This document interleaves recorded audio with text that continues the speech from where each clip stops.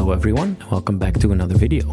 My name is Tim and this is a new devlog for my game Arcade Wizard. This week I added a new upgrade and a boss for the grass-themed levels.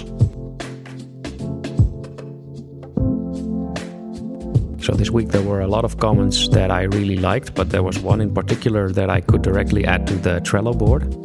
And this was a comment by Magician about making the UI a little bit smaller. But I think this will be a great addition to the game. These were also some interesting ideas that I didn't add to the Trello board, but I'm going to keep them in mind in the future. In the past, some of the enemies dropped hearts and others dropped chests, and this was a small drop chance compared to the coins.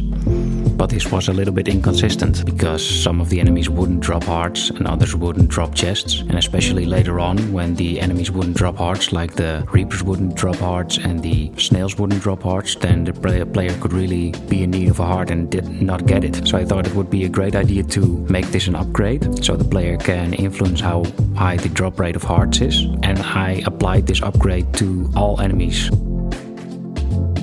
Now that there are more upgrades in the game, I noticed that the player has a choice now.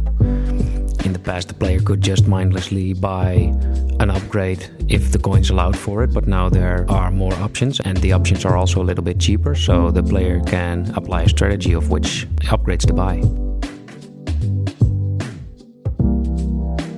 Besides the upgrade, I also added a new boss.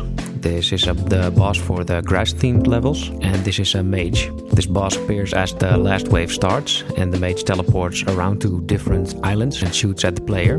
These shots go in a little bit of a different direction than exactly towards the player, and this is to create more chaos, so it becomes a little bit harder for the player to dodge the bullets. After the boss is done shooting, the boss goes to the middle island, and the player can do some damage. This repeats until the boss is defeated.